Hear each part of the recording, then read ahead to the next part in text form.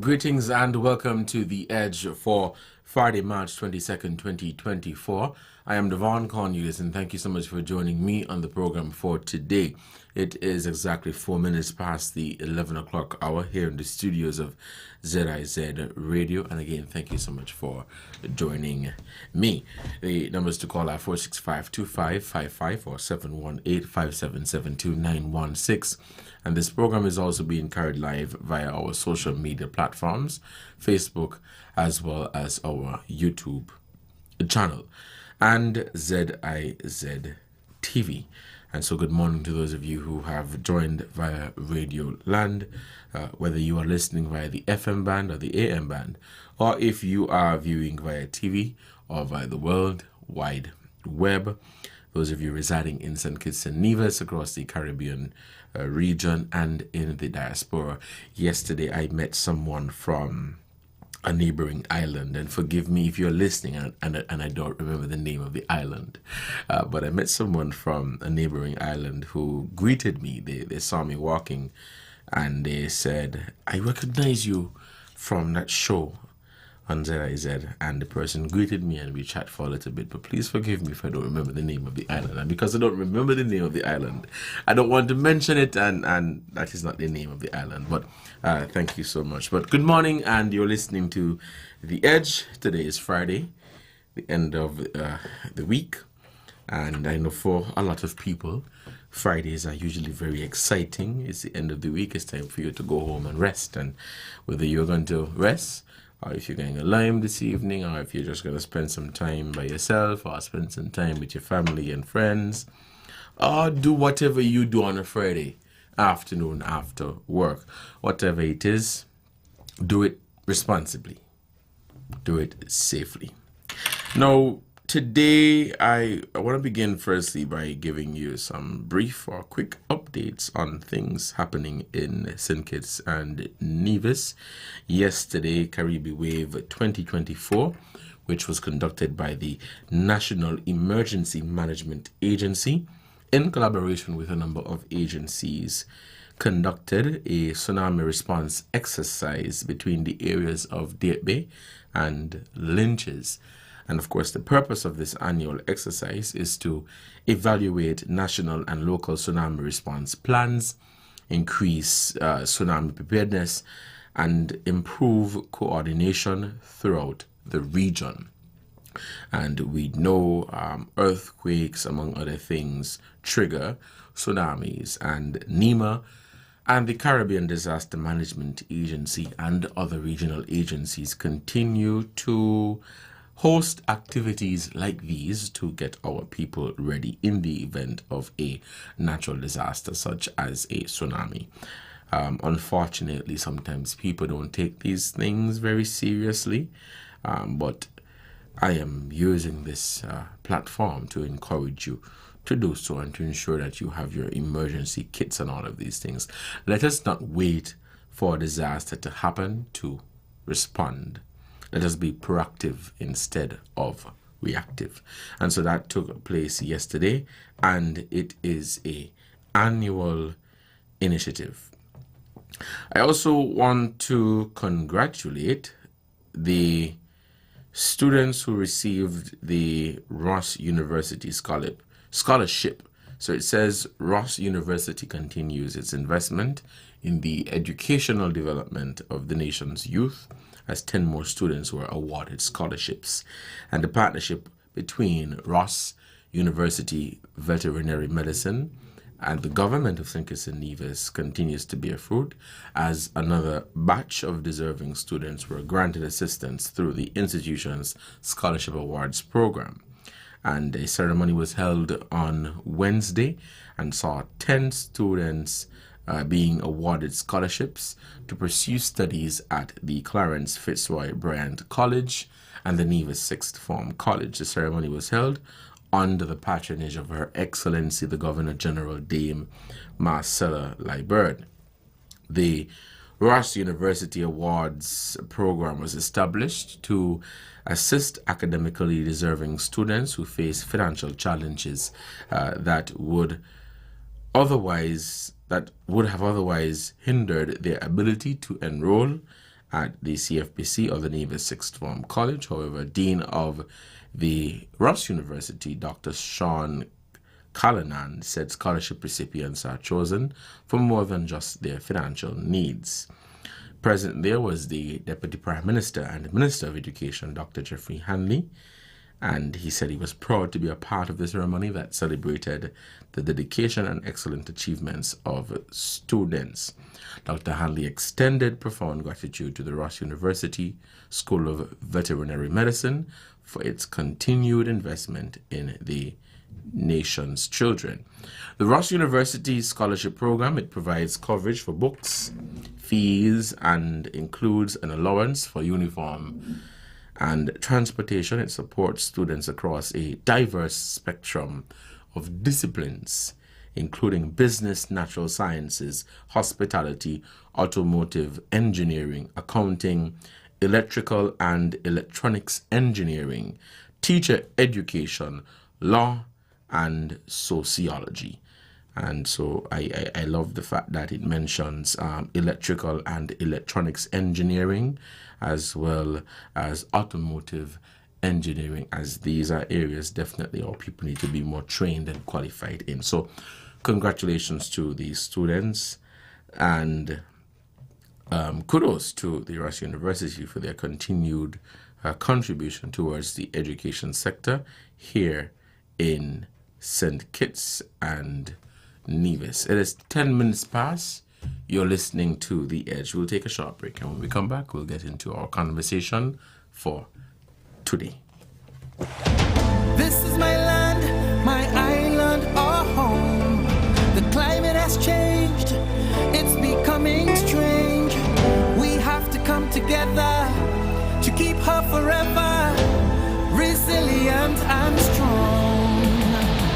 We need slope stabilization, forest rehabilitation. Come together as a nation for drought and flood mitigation. Development with policies and plans. Let's change our ways, protect our lands. Get involved, every child, woman and man. Island resilience has got the plan. This is my land, my island, our home. It's time to come together to keep her forever resilient and strong. Island Resilience, promoting a climate of change. The Climate Change Adaptation and Sustainable Land Management Initiative of the OECS Commission, funded by the European Union.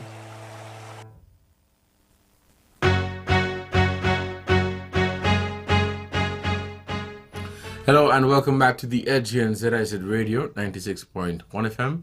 I'm your host, Devonne Cornelius, and again, thank you so much for joining me on the program for today, Friday, March 22nd, 2024. Just like that, March is over. Wow, imagine that. The phone lines will be open in a bit, where you can call us at 465-2555 or 718-577-2916. It's Friday, so we're going to take it a bit easy for today.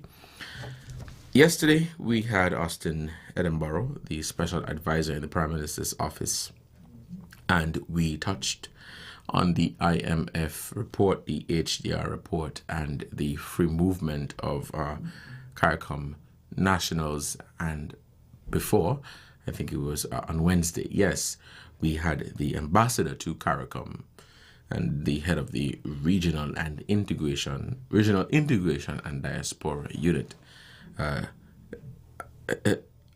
Larry Vaughan, His Excellency Larry Vaughan, who was here to speak on the technical aspect of the free movement of CARICOM nationals and the work that the Intergovernmental Task Force has been doing for quite some time as it relates to this. In a nutshell, the whole issue of the free movement of CARICOM nationals is simply this. All member states who will be participating, recommendations have been put forward, and those recommendations are basically saying, we'll give you time to get your house in order. We'll give you time to set the necessary policies and measures that would be able to allow you, as a member state, to accommodate the free movement of CARICOM nationals. And when we're talking about the free movement of CARICOM nationals, we are talking about the free movement of us as Kittitians and Nivijans as well. And so it will be an opportunity for us to move freely around and throughout the Caribbean to access goods and services, investment opportunities, and the list goes on and on. So we're going to do a bit of a recap, basically, of those conversations for today. And we'll open the phone lines now and begin taking your calls at 465-2555 or 718-577-2916. That is our overseas line. You can call us and make your contribution. Always remember to be respectful of each caller. Respect yourself, most importantly, and be concise. Get straight to the point so that we can accommodate other callers who may want to make a contribution to the discussion for today. As we are speaking about CARICOM and as we await some callers, I wanted to share this with you. So, new St. Kitts and Nevis envoy wants to see Canada CARICOM trade talks relaunched. And so in a wide-ranging interview, St. Kitts and Nevis High Commissioner Samuel Berridge talks Canada-Caribbean trade, sustainable development, and visa-free travel to Canada. St. Kitts and Nevis' newest envoy to Ottawa has his eyes set on paving the way towards a trade agreement between Canada and Caribbean nations. So trade between Canada and Commonwealth Caribbean countries is governed by the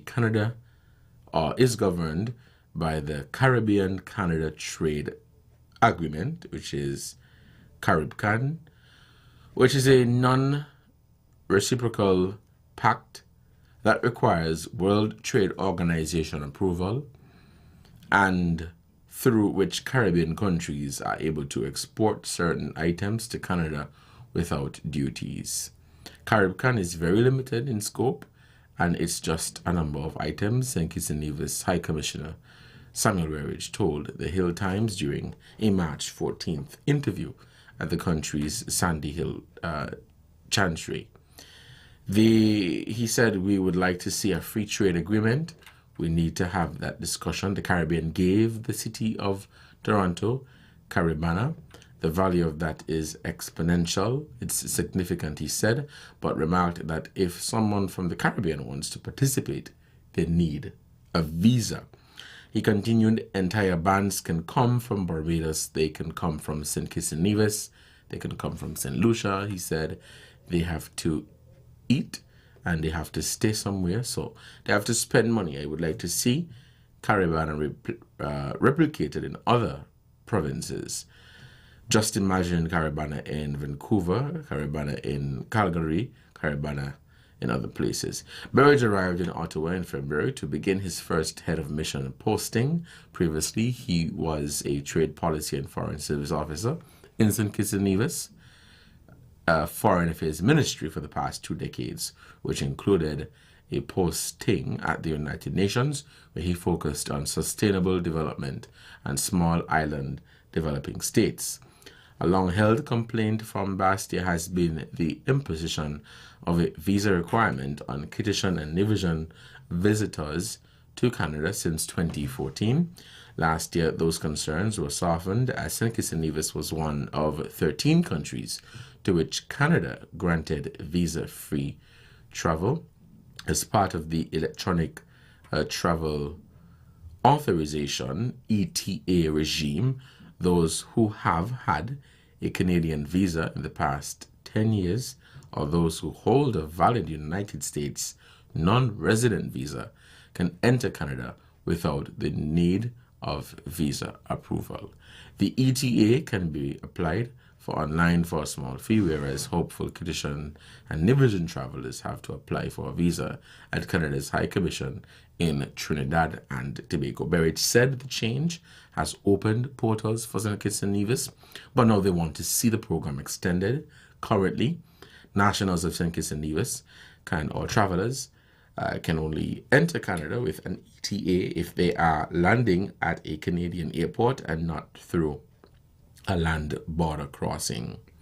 With respect with the prospect, of Venus annual hurricanes hitting the Caribbean country, Berridge highlighted cooperation on sustainable development to work towards solutions for climate change-related natural disasters, remarking that development assistance should not only be based on GDP per capita, but also a country's vulnerability. In 1998, Hurricane George caused nearly $500 million in damages to the Twin Island nation, with a population of a little more than 50,000 people at the time. Berridge said solutions are being pursued to make natural disasters less scathing, remarking that technology is being increasingly used to build smart homes that have led to far less destruction during the hurricane season. That is Samuel Berridge, the new envoy to Canada, and he wants to see Canada-CARICOM trade talks relaunch, and this is on the topic of the Caribbean community and Canada, and of course for the benefit of St. Kitts and Nevis and other countries across the region. The phone lines are open and we will be accepting your calls. You can call us at 465-2555 or 718-577-2916. I'll give you the opportunity to make a contribution to the discussion at hand, and we'll wrap up discussion just before noon for the ZIZ midday newscast. But again, thank you so much for joining me on the program for today. Do we have any callers on the line? All right, we'll take a call. Hello, caller. Good morning and welcome to the program. Good morning, sir. Good morning, Mr. Moderator. Yes, good morning. I've been listening to this for some time now. And it's not going away just now. What I would like to be done is that some kind of town hall meetings to set up to discuss this matter, because the matter is very serious. And I think that the whole island should know something about it clearly. So I would like you to see if you could put in place to have some kind of town hall meetings arranged. Thank you very much. On what exactly? Hello? Yeah, a town hall meeting on what? Sorry, could you be clear? Speaking of, to talk about the CARICOM free movement. Okay. CARICOM free movement. I think that town hall meetings should be taking place. All right. Thank you for your contribution. When Mr. Devonne was here on Wednesday, he did indicate that he will be leading the charge in that aspect in terms of having conversations with our people. As it is right now, he's currently meeting with private sector and civil society organizations such as the Chamber, youth organizations in St. Kitts and Nevis. And so they're meeting with people in St. Kitts and Nevis, the private sector, as it relates to the issue of full free movement of CARICOM nationals. In terms of actual town hall meetings, I don't know, but what I can say is that the process has begun in terms of meeting with the private sector and other groups and organizations in St. Kitts and Nevis. It's 11:22. We're taking your calls, 465-2555 or 718-577-2916. We have any callers on the line? All right. So yeah, that is it. When he was here on Wednesday, he mentioned that, and I can tell you now that they are actually having those talks in terms of educating people and hearing from these various groups and organizations as to their position or what suggestions and ideas, concerns they have as it relates to the free movement. You know, what was interesting in reading upon the free movement topic that is now being heavily spoken about is that, and the point that we made here yesterday on the program is that this is not new, and I said it before, that Caribbean countries CARICOM member states have been in talks on free movement for years. Perhaps it could be a case where we were not necessarily paying attention to it, or we were not reading up on it, or we were not following it. But the conversations that took place prior, they're not necessarily different to what is happening now. It is just that it is more in the public's sphere, and so people are voicing their concerns, ideas, suggestions as it relates to this topic. But this is something that has been going on for quite some time, and I would understand why people would have reservations. But I think on a matter like this, the more information that you get, the more beneficial that it is for you. You would agree with me, or some of you would agree with me when I say that when you first heard about the free movement of CARICOM nationals and that date of March 31st, you perhaps immediately thought that come March 31st, we're going to open our doors and anybody could come from across the CARICOM and just come in and, as some people put it, do as they like, when that is not the case.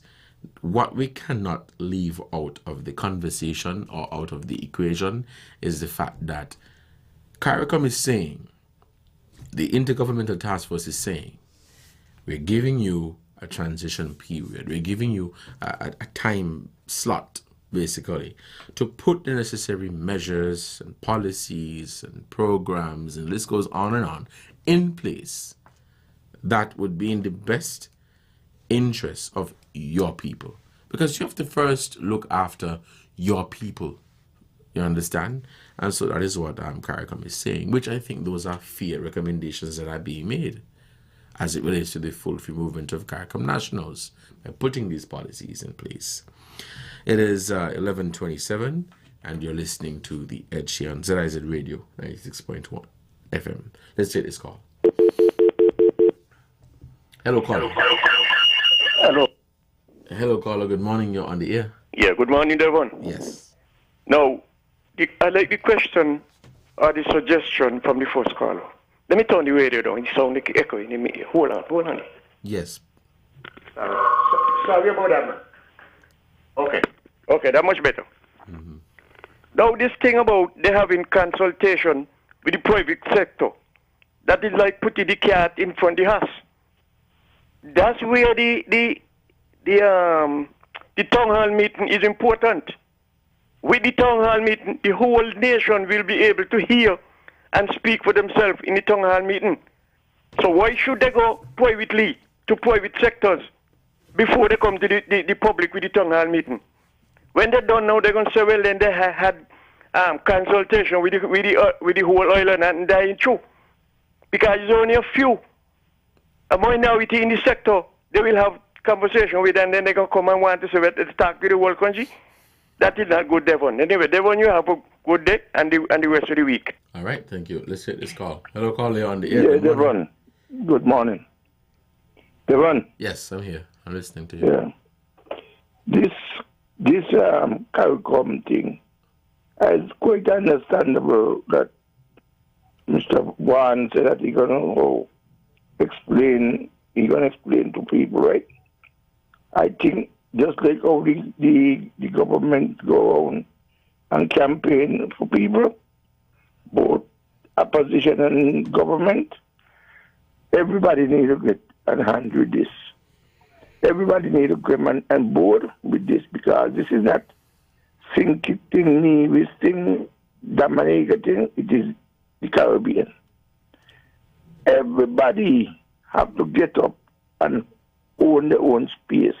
When I say own their own space, get up, walk, and fit yourself in your country. So when the others come, they will create something for themselves. But the politicians sit down and looking for manna coming from heaven. And that's why they can ball full fear. Politicians keep sitting down and cry out wolf because they want gift. And they can always want gift. They don't want to get a problem. If you go around, you see so much of them say, they can't do this, they can't do that. Yeah? So when the foreigners then come and the foreigners then start to take up this and do this and give you work for your buck, Kitty can turn to other things because they need to get real educated that you get up and hold your space. Because this here isn't a simple thing. It is not a simple move because it's done already. Every time you travel into a CARICOM country, you get 6 months. Straight up, 6 months. But yet Sinkit was the only one that Sinkit wasn't looking back or you go out the country. All right. So once you come in, you're in whoever. All right, caller. Thank you for your contribution. Let's take this other call. Hello, you're on the air. Good morning. Hello, good morning, Devonne. Good morning. I'm a concerned citizen residing in the United States. Is Jamaica, Haiti, and the Dominican Republic a member of CARICOM? Jamaica is a member of CARICOM as well as Haiti. I don't know, but Dominican Republic is not. Haiti is not a part of the CSME though. Okay, the reason why I'm asking that question is because I remember that CARICOM members could have unfettered travel to any CARICOM country. Does that still exist? Could you repeat that question? That a CARICOM member country, the citizens could travel to any CARICOM country without a visa. Yes, up to 6 months. So, I mean, Jamaicans could come to St. Kitts without a visa anytime they want. Yes, go ahead, make your point. Go ahead, caller, go ahead. But the point I'm trying to ask you, with the ongoing crisis in Jamaica... What crisis is that? I think... what the crisis question in is, Jamaica? Can they travel unfettered to St. What Kitts? crisis in Jamaica, caller? What crisis are you referring to in Jamaica? I can't hear you answer. What crisis in Jamaica are you referring to? That's what I'm The asking. people of Jamaica, can they travel to St. Kitts without All a right, thank you visa? for your contribution. Let's take this other call. Hello, caller, you're on the air. Good morning. Hello, caller. Okay, we lost that one. Let's take this other call. Okay, we lost that caller. It's 11:31. You're listening to the Edge here on ZIZ Radio 96.1 FM. Let's take a break and we will be right back.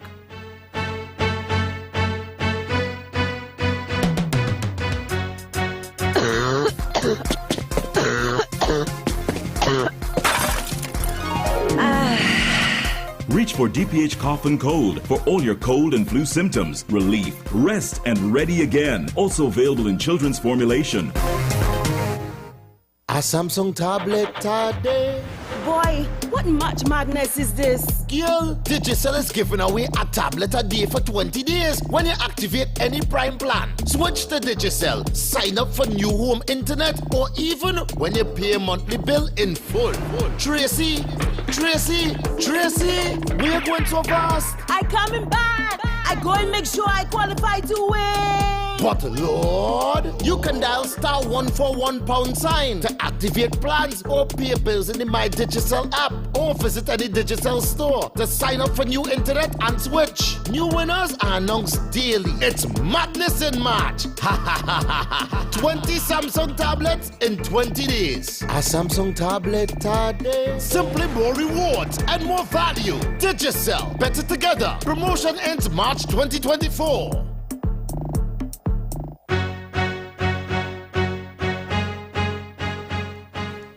Welcome back to the Edge here on ZIZ Radio 96.1 FM. Let's stick on the calls a bit. I want to make a point. A caller was talking about Kittitians and Nivisions getting themselves trained and cementing yourself basically in your country, which brings me to skills training. And when Mr. Vaughn was here on Wednesday, he made mention of the fact that the government has been focusing on skills training, and the 2024 budget in the Ministry of Education has made an allocation to that and has been focusing on that. And that is something that they will be heavily investing in over a period of time. But skills training. There are some people that would tell you, because they were born in a land, they feel as though that they must get everything first. And while I understand that you must come first in your home, we must understand that we live in a global village. And if you go to Antigua, you're not only going to see Antiguans, you're going to see other nationalities. If you go to Nevis, you're not only going to see Nevisians, you're going to see other nationalities. I think the mentality of saying, don't let them come, is small-minded mentality. And I'll tell you why. Or selfishness, and I'll tell you why.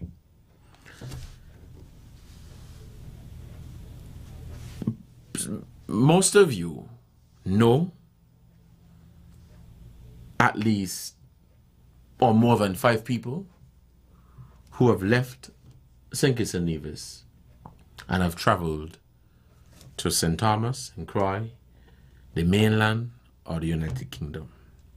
And they probably did so in the 60s, the 70s, and the 80s. And they went to these islands, these countries, to make a living for themselves, to make a living for their families, or just to start a new life. Let me ask you this question. Should those countries have said, don't come? I've been a one time, yeah? So how do we go to their country but they can't come to ours? So I see it as selfishness, and I'm being frank. I really see it as selfishness. I see it as hypocrisy, small-mindedness. So we go to these other countries, but when these other countries say, I want to set up a business in St. Kitts and Nevis, no, don't come here. We need to stop think like that. If we continue to condition our minds to think like that, we're not going to progress. Progress for St. Kitts and Nevis is not just a government come in and do this and do that and do this and do that. Progress is the mindset of the people and how the people are willing to work and advance themselves. If you are going to rely on somebody else for the rest of your life, then are you truly progressing? Are you truly independent? Are you truly making a change? Like I read a quote one time that says, if you want to change the culture, or if you want to change the culture, you have to change the mindset. So I think it's hypocrisy that we've been to these islands, we've been to these countries, we've paid mortgages from living in these countries, we've sustained families, we've set up businesses in these countries for years. And here we are now saying, we want somebody from Antigua come here to set up shop. Hypocrisy at its highest. That is my position on it. We live in a global village. We live in a global village. And there are things that we must begin to expose ourselves to. It's like a conversation I was having the other day with a STEM teacher about artificial intelligence. There are some people who would give a big pushback to artificial intelligence. But we have to begin to get our current batch of students ready to take up jobs in AI, or else, unfortunately, we're going to be left behind. It's 11:38. We want to head back to the phone lines and we want to take some more calls. Hello, caller. You're on the air. Mr. Moderator, me again. Mr. Moderator, I beg to differ. I was listening to the thing that you've been saying just now. You've been talking about selfishness. But let me say to you, sir, I beg to differ. St. Kitts is a small country. The bigger ones could hold St. Kitts in their pocket. We have a small society. We cannot afford this kind of thing that you're talking about. We can't afford it. As I mentioned to you some time ago about language barrier, culture, religion, I am very much concerned about these three categories, very much concerned. And if we allow this to continue and develop to a point where it could be very much dangerous, St. Kitts would no longer have the identity. And what I am saying here, we should put an end to this thing right now. That is why I mentioned, let us have a town hall meeting. But let me ask you a question.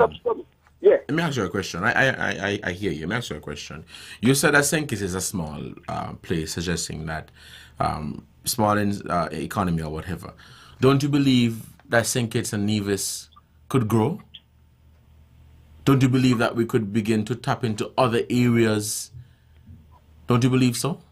Or should we just remain as it is right now? We should not grow, we should not welcome other people to find different areas where our people can work and contribute towards. Come back again. We're small. I am saying we are too small for that. We have tried already, you know. What do you mean we are too small for that? Okay, I get that. I get that. I understand you. But because we're small today, we must be small tomorrow? We must be small next year. They labeled us as island people. We can't talk to them, we're too small. So what we had to do 30, 40, 50 years ago is not 60. Buckle our shoe tightly. But I'm asking the question, caller. If we are small today, you're suggesting that we must be small tomorrow? That we must not think big like other countries? But at the same time as we think, okay, let us look at thinking about big. It could be detrimental to us down the road time to come, because let us look at this. One, language barrier. Language barrier. Today we have them in St. Kitts. And there's no sign of integration because it's language barrier. I don't understand what you mean by language barrier. So you're saying that it would be detrimental for our people to learn to speak a second language? There are people who speak several languages and they're making strides in their respective fields. I have a cousin who speaks about 3 languages and she's traveling the world. So you're saying, what are you saying about language barrier?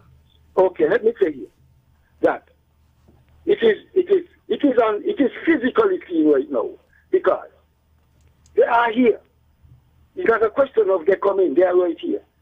And they come up to you and they start to talk, you can't understand them. You try to reply, they can't understand you. So far are we going? We're not getting anywhere. So because we can't understand them, we must send them back home? Or shouldn't we go and learn to speak their language? To compete in the labor force, to compete in the market. Send them back home, absolutely. If we are right. to have... Thank you for your contribution. I disagree. I wholeheartedly disagree. I don't see it making any sense whatsoever. It's like we are afraid to grow. We are afraid to try new things. So I can understand Spanish. I must send back home Spanish people. Let's head back to the phone line. Hello, caller, you're on the air. Good day, Devonne. Yes, good day. How are you? Yeah, I'm fine.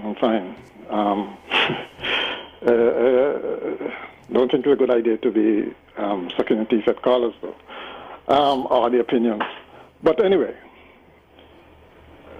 I think those who are now, damage control, with respect to this freedom of movement thing, I think they were caught a bit flat-footed and are now trying to liaise with the public on this matter, right? And in doing so, I think they are raising what we call a straw man, basically saying things that people are not saying. People are not saying that people cannot come here. What people are saying is that it should be regulated still. It should not be a free-for-all. But, caller. Yeah. People have said that they don't want people to come here, number one. That's a minority. Number two, they have spoken about regulations, the various recommendations that have been made. It is not a case where anybody is suggesting a free-for-all. I've never heard exactly, that. but I'm not hearing many people saying they should not come here. Those are few and far in between. You made mention, for instance, of the fact that we migrated to other places. Sure, we did, but we migrated there with regulations. Neither St. Thomas, neither the Virgin Islands, British and American, neither the States, Canada, England, St. Martin, none of them adopted a free-for-all, essentially. They had regulations. Right. Right? And I'm sure you would have heard that they always put their people first. Right. And I think that is what people are saying. Right? But caller, let me ask you though, because and I'm passionate about this. Where did we miss when all of this was being said? That it is not a case where CARICOM member states are going to welcome other nationals without first putting policies and measures in place for the best interest of their people first, of putting regulations in place. It is not going to be a free-for-all. I agree. It was missed. Many people, and I guess because they followed the press, they didn't, or the reports from the conferences that they had were inadequate. That it's only now, since I think it was Mia Motley and one or two others made their comments about it, that people say, hey, wait a minute, okay, what's it supposed to go down, okay, and it's then that I think people started coming out and explaining that it's not going to be a free-for-all. It can't be a free-for-all. Right. Right? It obviously can't. But people, the ordinary person on the street, need to be reassured that they are not going to be disadvantaged by whatever things are put in place. That's all. All right. Thank you so much, caller, for your contribution. Hello, caller. Good morning. Devonne. You're on the air. Devonne. Yes, caller. Go ahead. Make your point. Yeah, good morning again. You need to have some manners to people. Look. I ain't going to do this back and forth with not a soul today. Some of your callers don't know your place. And I keep saying respect is earned, it is not given. So you watch it with me. Let's take another caller. The phone lines are open and we are taking your calls 465-2555 or 718-577-2916. Do we have any more callers? We have a caller. Hello, caller, you're on the air. Hello, Devon. Yes, good morning. I'm the one that was cut off. I was calling you from the U.S. I'm a Christian by birth. Yes, go ahead. We were getting some feedback. You, there's a crisis with murders in Jamaica, and the State Department in the United States have told the citizens not to travel certain parts of Jamaica. So I was just asking you that can CARICOM members travel anytime, come to the Federation, St. Kitts and Nevis, without a visa? That's all I'm asking you. And I answered you. I answered you already. Let's head back to the phone lines and we'll take this call. Hello, caller, you're on the air. Good morning. You said the man just asked if they put things in place so like you in a country like St. Man, St. Thomas, St. Christ. And you said that he missed out something. But up to now, they don't put nothing in place. Up to Let's hit this other call. Hello, caller. Good morning. You're on the air.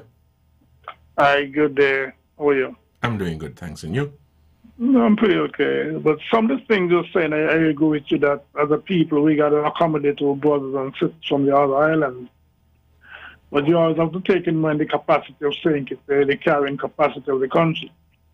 But anyway, just to tell you something, when our folks went to the Virgin Islands, they call us alien, and that is where the term Mibanya come from. So it's something that basically goes around. But 1 minute before you run off, I don't even remember when they had the fighting in Afghanistan, when Bin Laden was surrounded in some caves in Tora Bora. I see we're having the same thing in Gaza. Down in Rafah, where the Hamas leaders are probably surrounded, they want a ceasefire.